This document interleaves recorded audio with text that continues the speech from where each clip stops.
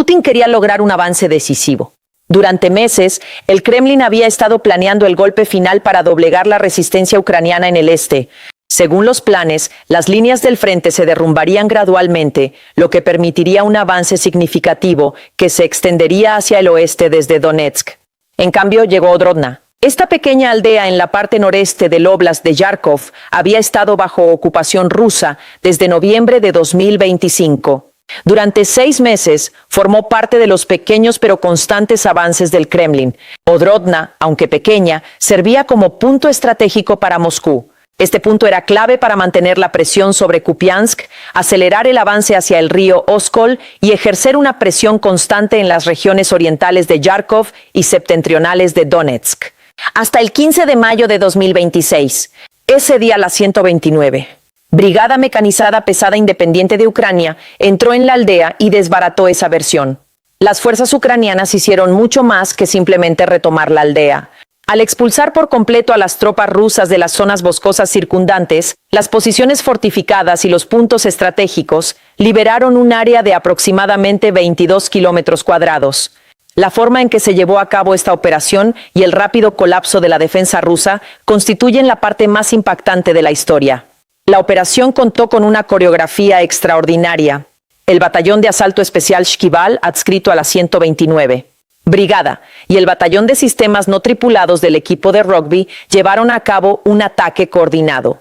La operación se diseñó como una operación combinada de 3 fases, en la que cada fase se basaba en la anterior. En la primera fase, los drones de reconocimiento y ataque del equipo de rugby identificaron sistemáticamente las posiciones rusas. Se cartografiaron uno por uno los refugios en zonas boscosas, las posiciones de tiro fortificadas, los centros de mando y las concentraciones de personal. Los sistemas de guerra electrónica interfirieron simultáneamente con los drones rusos, cegando al enemigo. En la segunda fase, unidades de artillería y munición merodeadora neutralizaron estos objetivos con fuego de precisión. Las posiciones de tiro, los refugios y las líneas de suministro rusas fueron atacados sistemáticamente. En la tercera y última fase, grupos de infantería mecanizada avanzaron por zonas boscosas con apoyo de vehículos blindados y desalojaron a los soldados rusos restantes de sus posiciones. El grupo de inteligencia de fuentes abiertas del Estado Profundo resumió claramente la situación. Las nuevas tácticas están dando resultados. Esta declaración fue una forma diplomática de decir que la defensa rusa se había derrumbado. El 16º Cuerpo de Ejército confirmó los resultados de la operación. Según las declaraciones del cuerpo, 56 soldados rusos fueron neutralizados, mientras que otros abandonaron sus posiciones y huyeron. Las imágenes de esta retirada incluso se compartieron en canales rusos de blogueros, y este colapso en una zona que llevaban años intentando asegurar tuvo un efecto devastador en la moral. Pero lo ocurrido en Odrodno es una historia mucho más compleja que la de un solo pueblo. Es un reflejo de un problema mucho más profundo que se extiende por todo el aparato militar ruso. El Instituto para el Estudio de la Guerra había considerado la línea que se extendía desde Kupiansk hasta Oskol como una de las principales iniciativas operativas de Moscú. Odrodno era uno de los puntos clave de este plan, pero a pesar de más de 3 años de combates, miles de bajas y la participación de numerosas unidades, Rusia aún lucha por mantener el control de las aldeas que capturó hace meses. Un día antes de la operación, el portavoz militar ucraniano Víktor Trejubov admitió algo que parecía imposible apenas un año antes. El avance ruso hacia el norte está perdiendo impulso. Esta declaración es crucial, ya que toda la estrategia rusa para 2026 dependía de mantener el impulso ofensivo. Moscú necesitaba avances visibles, el colapso de las líneas ucranianas y titulares que anunciaran un progreso inevitable. En cambio, la iniciativa en el campo de batalla está empezando a cambiar, lenta pero perceptiblemente. Y este deterioro se siente no solo en Odrodno, sino en todo el frente. Desde el noreste hasta el sur se observa el mismo panorama en todos los ejes. Rusia ataca pagando un alto precio, pero sin lograr un avance decisivo. A lo largo de la línea Kupiansk-Svatove, donde se ubica Odrodno, Ucrania ejerce presión simultáneamente en múltiples puntos. Y Odrodno es de hecho la segunda operación importante en esta línea. La misma 129. Brigada recapturó la aldea de Ambarn y sus alrededores, de aproximadamente 5,7 kilómetros cuadrados, en abril de 2026. En otras palabras, esta unidad está eliminando sistemáticamente las posiciones rusas. Esta línea que se extendía desde Ambarn hasta Odrodno era la columna vertebral del plan ruso para alcanzar el río Oskol, y Ucrania la ha quebrado. El 12 de mayo, las aldeas de Krakivka, Karmasankivka y Kovalivka quedaron bajo control en dirección a Svatove. Estos asentamientos se ubican en el flanco occidental de la última línea defensiva que Rusia mantuvo tras su retirada en otoño de 2022. La caída de Krakivka es particularmente crítica, ya que abre la puerta a un posible avance a gran escala hacia Varova. Según informes de fuentes abiertas, elementos de la 14, Brigada Mecanizada y la 92. Brigada Mecanizada, junto con unidades de la Guardia Nacional, operan en la zona. Las tácticas empleadas por estas unidades se han convertido en el modelo distintivo de Ucrania. Primero, los drones identifican y cartografían las posiciones rusas. Luego la artillería lanza fuego coordinado para neutralizarlas. En la fase final, pequeños grupos de infantería lanzan operaciones de despeje. Informes de operaciones similares indican que en este proceso se utilizan con frecuencia elementos como la niebla y las operaciones nocturnas. Las condiciones de baja visibilidad brindan una clara ventaja a los ágiles grupos de asalto ucranianos. Al sur de Krugliakivka, las fuerzas rusas han sido repelidas. La presión que se ha ido acumulando durante meses en este nudo ferroviario que Rusia intenta recuperar ha comenzado a ceder. A medida que Ucrania desmantela esta línea progresivamente, el plan ruso para alcanzar el río Oskil se aleja cada vez más de la realidad. Un colapso similar está ocurriendo justo al norte de la línea Kupiansk-Svatova. El 23. Primero, Batallón de Asalto de Ucrania, RUK, rompió la línea defensiva rusa cerca de Vovchansk entre abril y mayo, liberó la aldea de Staritsia y entró en la zona boscosa al norte de la misma. Esta zona se encuentra a tan solo 4 o 5 kilómetros de la frontera rusa. En las zonas boscosas, cada árbol puede servir de refugio, cada matorral de punto de emboscada. Rusia había concebido estos bosques como una fortaleza natural, pero las fuerzas ucranianas los desarraigaron desde dentro de esa fortaleza. Durante ese mismo periodo se despejó Vilcha y se recapturaron posiciones al sureste de Vovchansk. Rusia había concentrado la 69, División de Infantería Motorizada y unidades Akhmat en esta región, pero Ucrania obligó a Rusia a adoptar una postura defensiva y la ilusión de una zona de amortiguación se desvaneció. Hacia el sur, Pokrovsk sigue siendo el punto más conflictivo del frente de Donetsk. Se estima que Rusia ha desplegado entre 60.000 y 80.000 soldados en la zona. Su objetivo es cercar Hrushine, establecer puestos de mando en Mirnorod y crear las condiciones para avanzar hacia Radinsk.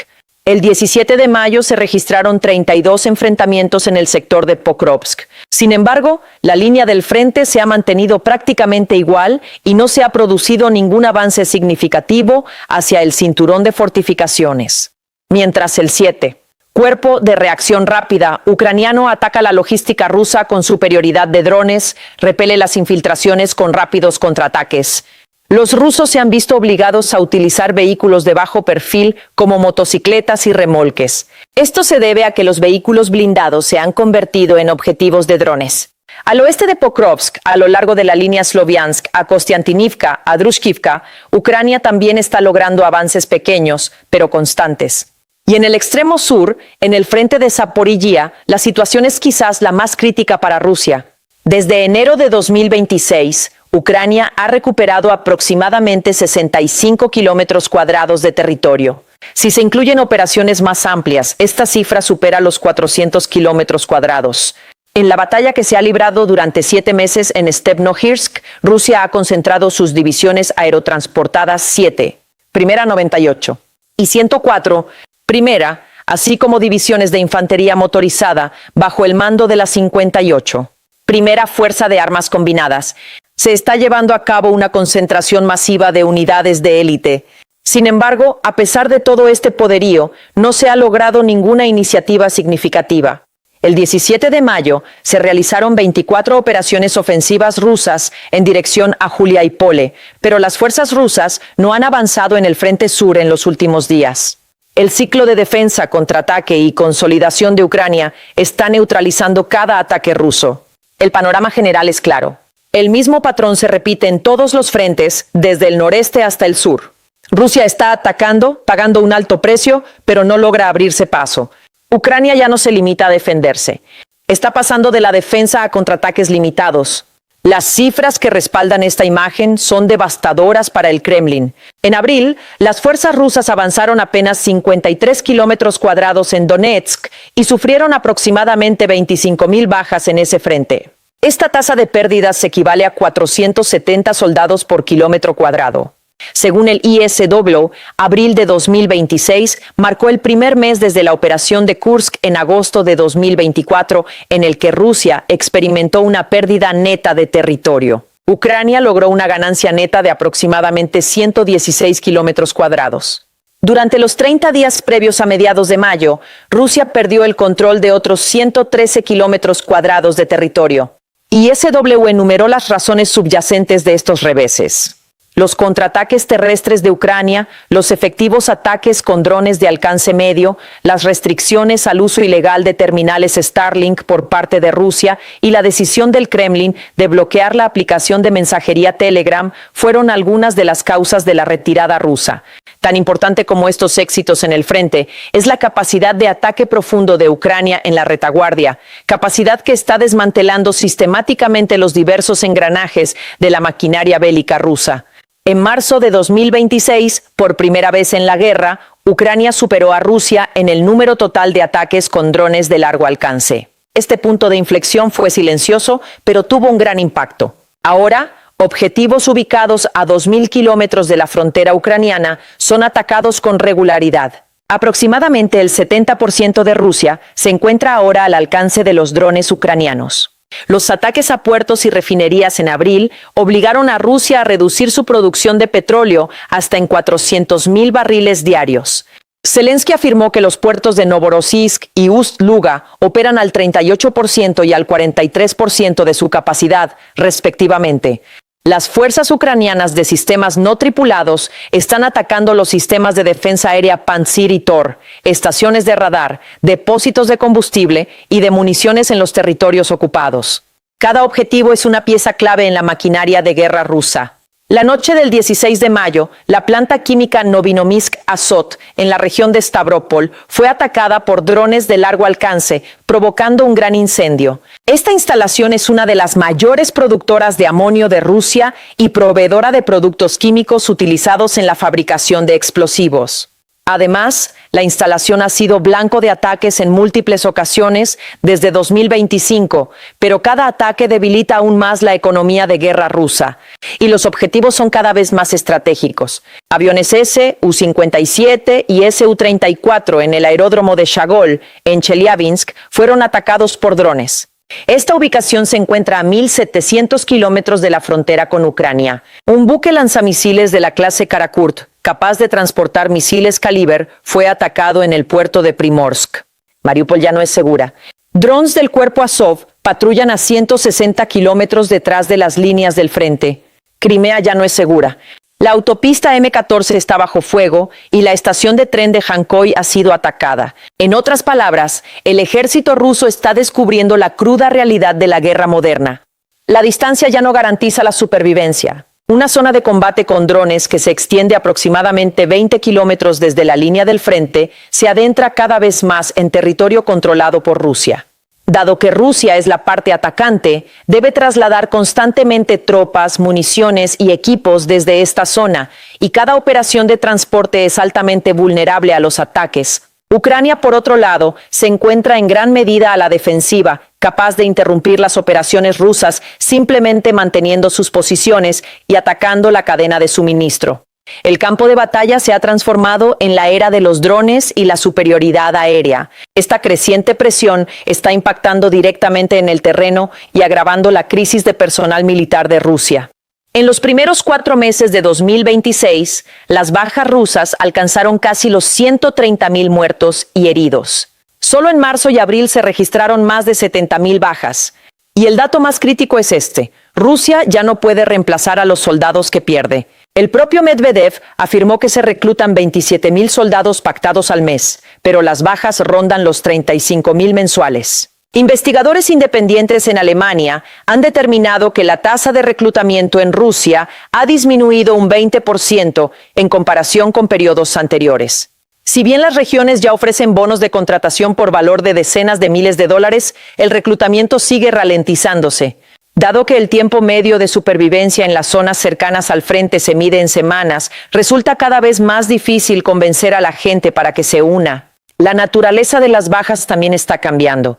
Hasta hace poco, la proporción de soldados rusos muertos con respecto a los heridos era de entre 1 a 2 y 1 a 3. Esta proporción era baja para los estándares actuales, pero coherente con la de conflictos históricos. Sin embargo, en marzo de 2026, Zelensky afirmó que Rusia sufría casi 2 muertos por cada soldado herido. Esto representa un giro extraordinario. La razón es evidente. Aproximadamente el 80% de las bajas rusas se deben ahora a drones FPV. Estas pequeñas aeronaves cargadas de explosivos atacan a soldados individuales y hacen que las operaciones de evacuación médica sean tan peligrosas que los rusos se ven obligados a dejar a sus heridos en el campo de batalla.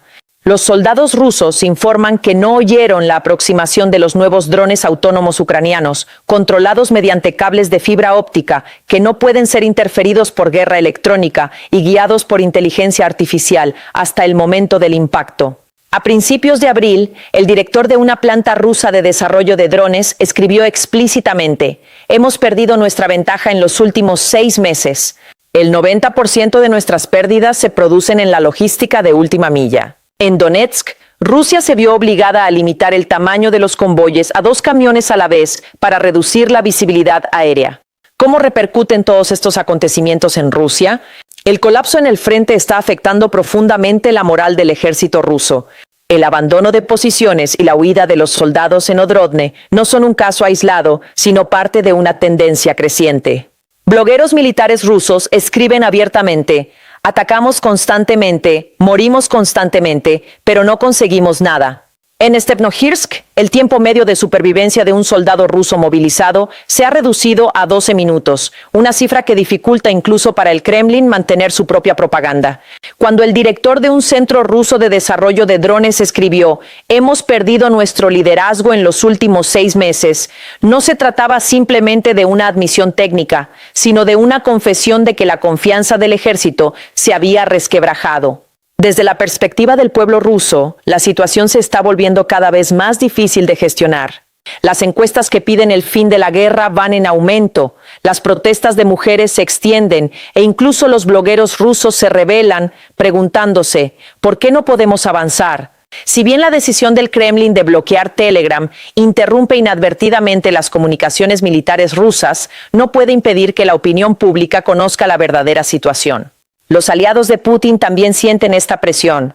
Lukashenko ha declarado una movilización selectiva, pero el ejército bielorruso carece de experiencia en combate y el régimen aún arrastra la fragilidad de las protestas de 2020. En el ámbito internacional, si bien China e India siguen brindando apoyo diplomático a Putin, evitan cuidadosamente la intervención militar. Aunque Pekín hace llamamientos a la paz, se abstiene de realizar transferencias de armas.